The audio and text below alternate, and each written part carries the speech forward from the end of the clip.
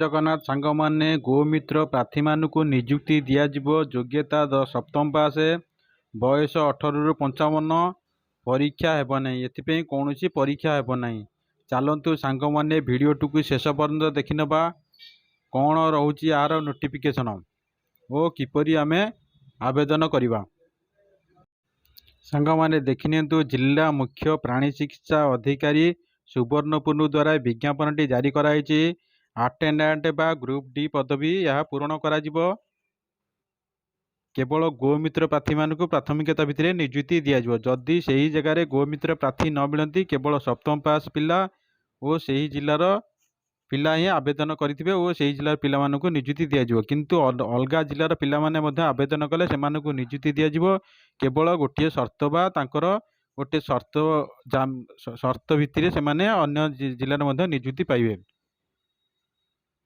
ଦେଖନ୍ତୁ ସାଙ୍ଗମାନେ, ଏଠାରେ ବର୍ଗୀକରଣ ଅନୁସାରେ ସବୁ ଦିଆଯାଇଛି। SC ST ପାଇଁ ପୁରୁଷ ବର୍ଗରେ 2ଟି ଅଛି, ମହିଳା ବର୍ଗରେ ଗୋଟିଏ, ମୋଟ 3ଟି ପଦବୀ ଖାଲି ଅଛି।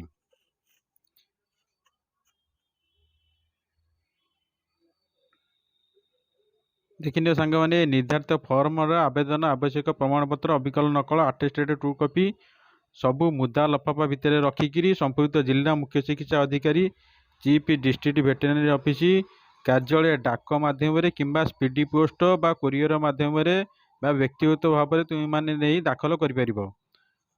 ଦରଖାସ୍ତ ପଠାଇବା ବା ଲଫାଫା ଉପରେ ଯୋଗ୍ୟ ଗୋମିତ୍ର ପ୍ରାର୍ଥୀମାନଙ୍କ ଦ୍ୱାରା ପରିଚାଳିତ ଆଟେଣ୍ଡାଣ୍ଟ ପଦ ପାଇଁ ଦରଖାସ୍ତ ବୋଲି ଉଲ୍ଲେଖ କରିବାକୁ ପଡ଼ିବ। ଯଦି ଯେଉଁମାନେ ଉଲ୍ଲେଖ କରିନାହାନ୍ତି ତାହା ତୁମମାନଙ୍କୁ ରିଜେକ୍ଟ କରିଦିଆଯିବ। ଉକ୍ତ ପଦବୀ ପାଇଁ ଆବଶ୍ୟକ କରୁଥିବା ଶେଷ ତାରିଖ ରହୁଛି କେତେ ନା 26/2/2024। ଏହା ରହୁଛି ଶେଷ ତାରିଖ। ସେଇ 26/2/2024ର 5 ଘଟିକା ଭିତରେ ତୁମେମାନେ ନେଇକି ଫର୍ମଟିକୁ ଦାଖଲ କରିପାରିବେ ନିଜେ ନିଜେ, ନହେଲେ କୋରିଅର କିମ୍ବା ରେଜିଷ୍ଟ୍ରେଡ୍ ସ୍ପିଡି ପୋଷ୍ଟ ମାଧ୍ୟମରେ ତୁମେ ଦାଖଲ କରିପାରିବ। ଦେଖ ସାଙ୍ଗମାନେ, ତୁମର ଏଇ ଯେଉଁ ଅଧିକା ସୂଚନା ପାଇଁ ଦେଖ ଏଇଟା ଦିଆହେଇଛି www.subarnapur.nic.in। ଏଇକୁ ତୁମେ ସର୍ଚ୍ଚ କରି ତୁମେମାନେ ଫର୍ମଟି ଡାଉନଲୋଡ଼ କରିପାରିବ, କିନ୍ତୁ ଡିଟେଲ ସୂଚନା ପାଇପାରିବେ। କିନ୍ତୁ ମୁଁ ଏଇ ଭିଡ଼ିଓରେ ଡିଟେଲ ସୂଚନା ଦେଉଅଛି।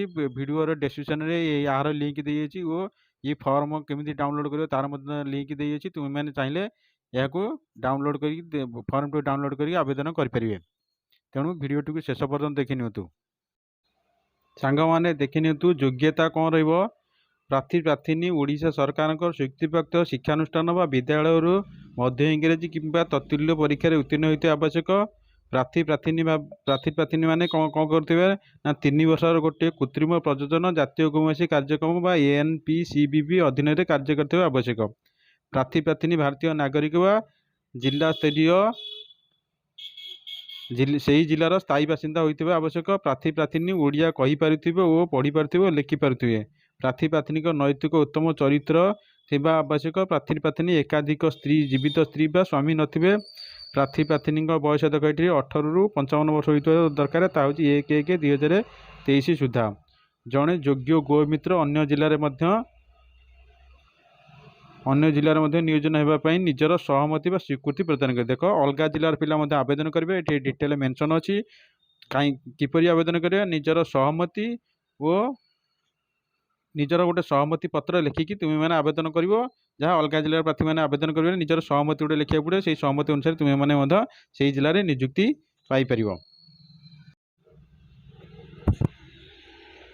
ଦେଖିନିଅ ସାଙ୍ଗମାନେ, ଏଠାରେ ଶାରୀରିକ ଦକ୍ଷତା ଆବଶ୍ୟକ ବା ଶାରୀରିକ ଦକ୍ଷତା କ'ଣ ରହିବ। ଉତ୍ତମ ମାନସିକ ଚରିତ୍ର, ସୁସ୍ଥ ଉତ୍ତମ ସ୍ୱାସ୍ଥ୍ୟ ଅବସ୍ଥା ସବୁ ଉତ୍ତମ ଥିବା ଆବଶ୍ୟକ। ପ୍ରାର୍ଥୀଙ୍କର ଉତ୍ତମ ଚରିତ୍ର ସ୍ୱାସ୍ଥ୍ୟ ସହିତ 5 ଫୁଟ ମିନିମମ୍ 5 ଫୁଟ ଉଚ୍ଚତାରୁ କମ୍ ହୋଇନଥିବ। କେବଳ ପୁରୁଷ ପ୍ରାର୍ଥୀମାନଙ୍କ କ୍ଷେତ୍ରରେ ଛାତିରେ ଅଣପୋଷାକ 30 ଇଞ୍ଚ ହୋଇଥିବା ଆବଶ୍ୟକ। ପ୍ରାର୍ଥୀନି ଉତ୍ତମ ରୂପେ ସାଇକେଲ ଚଳାଇବା ବା ସାଇକେଲ ଚାଳନା ଜାଣିଥିବା ଆବଶ୍ୟକ। ଚୟନ ପ୍ରକ୍ରିୟା କ'ଣ ରହିବ ନା ଜିଲ୍ଲା ଚୟନ କମିଟି ଦ୍ୱାରା ସିଧାସଳଖ ଏହା ନିଯୁକ୍ତି ଦିଆଯିବ। ଏଥିପାଇଁ କୌଣସି ପରୀକ୍ଷା ନାହିଁ, ଏହା ସିଧାସଳଖ ଜିଲ୍ଲା ଚୟନ କମିଟି ଦ୍ୱାରା ନିଯୁକ୍ତି ଦିଆଯିବାର ବ୍ୟବସ୍ଥା ଅଛି। ଦେଖିନିଅ ସାଙ୍ଗମାନେ, ଏଇଟା ହେଲା ଦରଖାସ୍ତ ଫର୍ମ। ଏଠି ଗୋଟେ ଫଟୋ ସଂଲଗ୍ନ କରିବେ।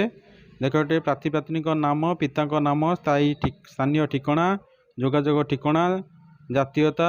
ଦେଖ, ଆବେଦନ ପତ୍ର ସହ ସଂଲଗ୍ନ କରିବାକୁ ଥିବା ସବୁ ପ୍ରମାଣପତ୍ର।